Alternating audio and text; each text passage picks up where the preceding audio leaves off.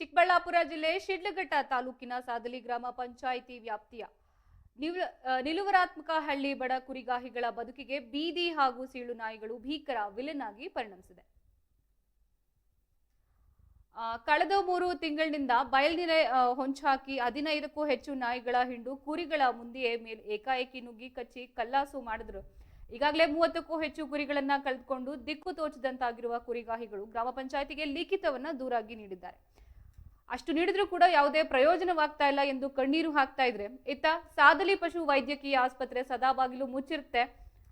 ಜೊತೆಗೆ ಗಾಯಗೊಂಡ ಕುರಿಗಳಿಗೆ ಚಿಕಿತ್ಸೆ ನೀಡಲು ಅಧಿಕಾರಿಗಳೇ ಇರೋದಿಲ್ಲ. ಅನಿವಾರ್ಯವಾಗಿ ಖಾಸಗಿಯವರಿಗೆ 500 ರೂಪಾಯಿಗಳವರೆಗೆ ದಂಡವನ್ನ ತರಬೇಕಾದ ಪರಿಸ್ಥಿತಿ ಇದೆ.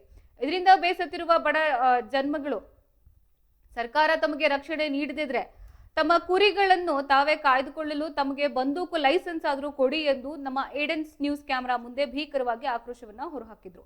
ಈ ಜ್ವಲಂತ ಸಮಸ್ಯೆಗೆ ತಕ್ಷಣ ಪರಿಹಾರ ಸಿಗದಿದ್ರೆ ಇಡೀ ಹಳ್ಳಿಯ ಜನ ಮನೆ ಮಠವನ್ನ ಬಿಟ್ಟು ಬೆಂಗಳೂರಿಗೆ ವಲಸೆ ಹೋಗುವ ಭೀತಿ ಕೂಡ ಸೃಷ್ಟಿಯಾಗಿದೆ.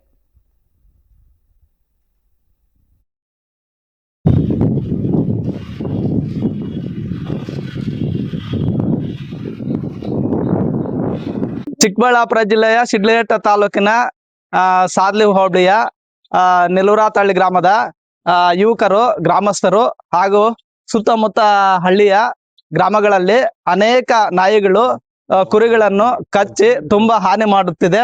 ಈಗಾಗಲೇ ಪಂಚಾಯತಿಗೆ ಸರ್ಕಾರ ಗಮನಕ್ಕೆ ಮನವಿ ನೀಡಿದ್ರು ಸಹ ಸರ್ಕಾರ ಯಾವುದೇ ಕ್ರಮ ತೆಗೆದುಕೊಳ್ಳಿಲ್ಲ. ಹಾಗೂ ಗ್ರಾಮಸ್ಥರಿಂದನೂ ಅದನ್ನ ಏನು ಕಂಟ್ರೋಲ್ ಮಾಡಕ್ ಆಗ್ತಾ ಇಲ್ಲ. ಆದ್ರಿಂದ ಅನೇಕ ಬಡವರಿಗೆ, ರೈತರಿಗೆ, ಮಹಿಳೆಯರಿಗೆ, ತುಂಬಾ ರೈತ ಕುಟುಂಬ ವರ್ಗದವರಿಗೆ, ಚಿಕ್ಕ ಚಿಕ್ಕ ಮಕ್ಕಳಿಗೆ ಎಲ್ಲರಿಗೂ ನಾಯಿಗಳಿಂದ ತುಂಬಾ ಹಾವಳಿ ಆಗ್ತಾ ಇದೆ. ಆದ್ರಿಂದ ಕೂಡಲೇ ಸರ್ಕಾರದಿಂದ ಅದನ್ನ ಕಂಟ್ರೋಲ್ ಮಾಡಿ ಸಾರ್ವಜನಿಕರಿಗೆ ತೊಂದರೆ ಆಗದಂತೆ ಇದು ಕ್ರಮ ತೆಗೆದುಕೊಳ್ಬೇಕಂತ ನಾನು ಈ ಸಂದರ್ಭದಲ್ಲಿ ವರದಿಗಾರರಿಗೆ ಈ ತರದ ಒಂದು ಸಂಬಂಧಪಟ್ಟಂತ ಏನು ವೆಟರ್ನರಿ ಇಲಾಖೆ ಇದೆಯಲ್ಲ, ಪಶು ವೈದ್ಯಗಳು, ಅವ್ರು ಯಾವ ರೀತಿ ಸಹಕಾರ ಕೊಡ್ತಾ ಇದ್ದಾರೆ ಈ ತರ ಕುರಿಗಾಹಿ ಇವ್ರಿಗೆಲ್ಲ? ಸರ್, ಸಂಬಂಧಪಟ್ಟ ಸರ್ಕಾರಿ ಪಶು ವೈದ್ಯಾಧಿಕಾರಿಗಳಿಗೆ ನಾವು ಸತ್ತೋದಾಗ ಕುರಿನ ಎತ್ಕೊಂಡು ಹೋಗಿ ಅಲ್ಲಿ ಹಾಸ್ಪಿಟ್ಲ್ ಅಲ್ಲಿ ತೋರಿಸಿದಾಗ ಅಲ್ಲಿ ವೈದ್ಯಾಧಿಕಾರಿಗಳೇ ಸಿಗ್ತಾ ಇಲ್ಲ. ಅದರಲ್ಲಿ ಪಿವನ್ಗಳು ಕೂಡ ಅದರಲ್ಲಿಲ್ಲ. ಆದ್ರಿಂದ ಬಡವರಿಗೆ, ರೈತರಿಗೆ, ಕುರಿಗಾಹಿಗಳಿಗೆ ತುಂಬಾ ತೊಂದರೆ ಆಗ್ತಾ ಇದೆ.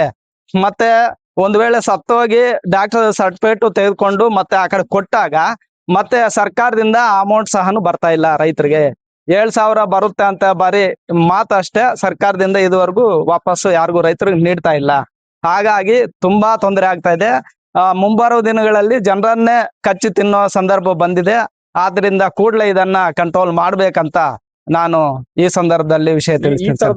ಈ ನಡುವೆ ಒಂದು 3-4 ತಿಂಗಳಿಂದ ಜಾಸ್ತಿ ನಾಯಿ ಕಾಟ ಜಾಸ್ತಿ ಆಗ್ಬಿಟ್ಟಿದೆ ಊರಲ್ಲಿ.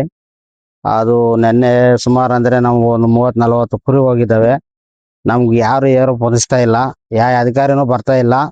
ಅದಕ್ಕೆ ಏನಂತ ದಯವಿಟ್ಟು ಪರಿಹಾರ ಕೊಡ್ಬೇಕಂತ ಯಾರ ಅವರು ಇರೋ ರಾಜಕೀಯ ನಾಯಕಗಳು ಆದ್ರೆ ಯಾರನ್ನಾಗ್ಲಿ ಅದ್ರ ಬೇಕಂತ ಇವು ಎಲ್ಲ ಕೊಡ್ಬೇಕು. ನಮ್ಗೆಲ್ಲ ಸಪೋರ್ಟ್ ಮಾಡ್ಬೇಕಂತ ನಾವು ಮನವಿ ಮಾಡ್ಕೊಂತ ಇದೀವಿ. ನಾಯಿಗಳು ನೆನ್ನೆ ಬಂದು ಒಂದು 10 ಕುರಿನ ನಾಯಿ ಎಲ್ಲ ಕಚ್ಚಿಬಿಟ್ಟು ಅಧ್ವಾನ ಮಾಡವೆ. ಆದ್ರೂ ನಾವು ಇವ್ರಿಗೆ ಯಾರಿಗೆ ಡಾಕ್ಟರ್ಗೆ ಫೋನ್ ಮಾಡಿದ್ವಿ. ಅವ್ರೆಲ್ಲೋ ಇದೀವಿ, ಬರ್ತಾ ಇದೀವಿ, ಅದು ಇದು ಅಂತ ಹೇಳಿದ್ರು, ಕಥೆಗಳು ಹೇಳ್ತಾ ಇದ್ದಾರೆ. ಯಾರು ಬರ್ತಾ ಇಲ್ಲ. ಅಲ್ಲಿ ಹೋದ್ರೆ ಬಾಕ್ಲಾಕಿರ್ತಾರೆ ಹಾಸ್ಪಿಟ್ಲ್ಗೆ. ಇದು ಯಾವ್ದೇ ಸಮಸ್ಯೆ ಆದ್ರೂ ಯಾರು ಏನು ತಲೆ ಕೆಡ್ಸ್ಕೊಂತ ಇಲ್ಲ. ಪಂಚಾಯತಿಗೆ ಅರ್ಜಿ ಕೊಟ್ಟಿದೀವಿ, ಅವರು ಏನು ತಲೆ ಕೆಡ್ಸ್ಕೊಂತ ಇಲ್ಲ. ಆದ್ರೂ ನಮ್ಗೆ ಪ್ರಾಬ್ಲಮ್ ಆಗ್ತಾ ಇದೆ. ಅವ್ರಿಗಿರೋರಂತ ಅವ್ರಿಗೆ ಯಾರು ಹಿಡ್ಸಿದಾರೋ ಅವ್ರಿಗೆ ಸಂಬಂಧಪಟ್ಟಂಗೆ ಎಲ್ಲರೂ ಮಾಹಿತಿ ಕೊಟ್ಟು ನಾವು ಮಾಹಿತಿ ಕೊಡ್ತಾ ಇದೀವಿ. ಅದ್ರ ತಗ್ಗಟ್ಟಾಗಿ ಅವ್ರು ಏನೋ ನಮ್ಗೆ ಇದು ಅನುಕೂಲ ಮಾಡ್ಕೊಡ್ಬೇಕಂತ ಮನವಿ ಮಾಡ್ಕೊಂತ ಇದ್ದೀವಿ. ಕುರಿಗಳನ್ನ ನಂಬ್ಕೊಂಡು ಜೀವನ ಮಾಡ್ತಾ ಇದೀವಿ ನಾವು. ಕುರಿಗಳಿದ್ದ ಇಲ್ಲ ಅಂದ್ರೆ ನಾವು ಜೀವನ ಮಾಡಕ್ ಆಗಲ್ಲ. ಅವು ಇಲ್ಲ ಅಂದ್ರೆ ಮಾರ್ಕೋಬೇಕು. ನಾವೆಲ್ಲರೂ ಮಾರ್ಕೊಂಡು ಬೀದಿಗೆ ಹೋಗ್ಬೇಕು. ನಾವು ಎಲ್ರು ಇರೋ ಒಂದು 10 ಕುಟುಂಬ ಇದೀವಿ, ಕುರಿ ಮೇಯಿಸೋರು. 10 ಕುಟುಂಬದವರು ಇನ್ನು ಬೀದಿಗೆ ಹೋಗ್ಬೇಕು ನಾವು.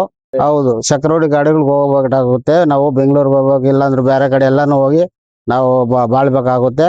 ಏನೋ ನಾವು ನಾವು ಬಿದ್ದುಕೊಂಡು ನಾವು ಇಲ್ಲಿ ರಕ್ಷಣೆ ಮಾಡ್ಕೊಂಡು ಇದು ಮಾಡ್ತಾ ಇದೀವಿ. ಆದ್ರೂ ಆಗ್ತಾ ಇಲ್ಲ ನಮ್ಮ ಕೈಯಲ್ಲಿ.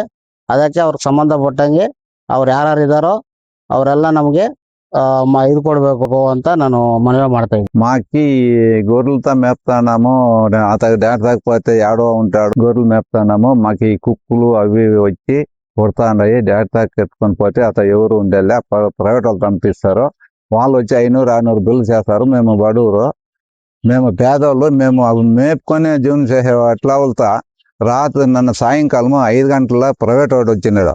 వాడు 600 రూపాయలు బిల్లు చేసే. మేము అంత ఏకుతుంటే మేము గొర్రెలు మేపేదే ఉంటా ఉండే. ఏమే మాకు ఇల్లేని తొందర చేస్తా ఉండాయి కుక్కలు. మాకు ఆడ మేపినా 5-6 పొది కట్టి వచ్చి పడిపోతాయి. 3 నెలలు ఇంకా కాటయింది. ఫోన్ వేస్తే ప్రైవేట్ వాళ్ళకి పంపిస్తారు. ప్రైవేట్ వాళ్ళకి మేము దుడ్లు ఆడుతా తెచ్చిచ్చేది. అంత సించేసి గాయాలు చేసి పెట్టేసినాయి. కుట్లేపించినాము. నిన్న కనీసం అంటే ఒక 8 కుక్కలు వచ్చినా 3 ఉన్నాం. మాకే మా కాళ్ళతోడా తెగిలింది.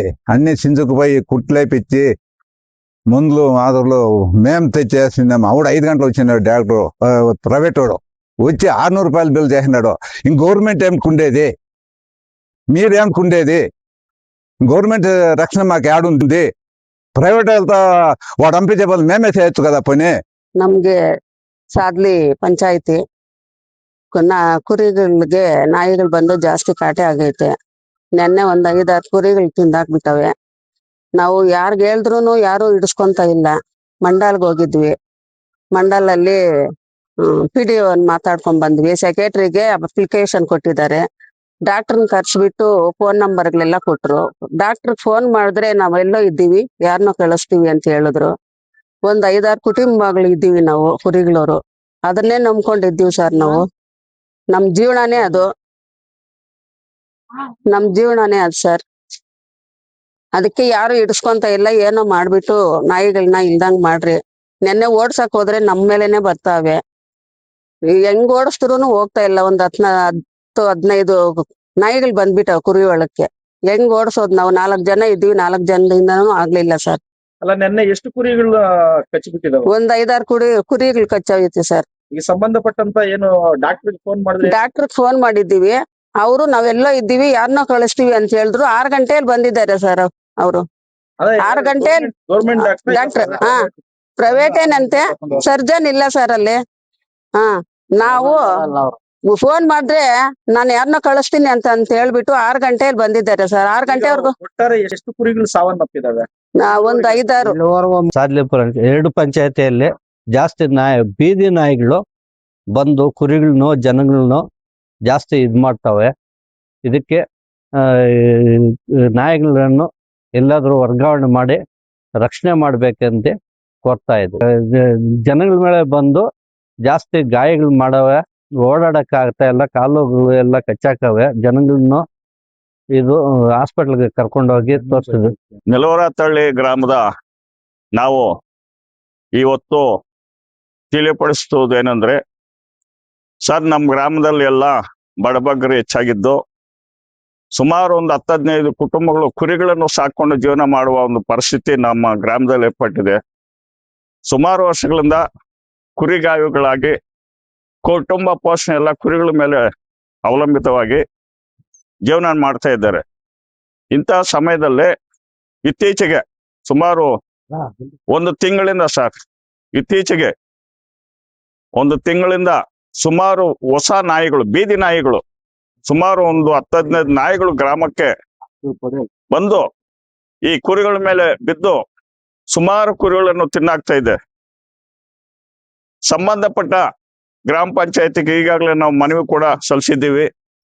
ಯಾವುದೇ ಅಧಿಕಾರಿಗಳು ಈ ಒಂದು ಮನವಿಗೆ ಸ್ಪಂದಿಸದೆ ಈ ಕುರಿಗಾಯಿಗಳಿಗೆ, ಈ ಬಡವರಿಗೆ ಬಗ್ಗೆ ಯಾರನ್ನು ಕಾಳಜಿ ತೋರಿಸದೆ ತುಂಬಾ ಕಷ್ಟದಲ್ಲಿ, ತುಂಬಾ ಅನ್ಯಾಯದಲ್ಲಿ ಈ ಕುರಿ ಸಾಕುವವರು ಇರ್ತೀವಿ. ದಯವಿಟ್ಟು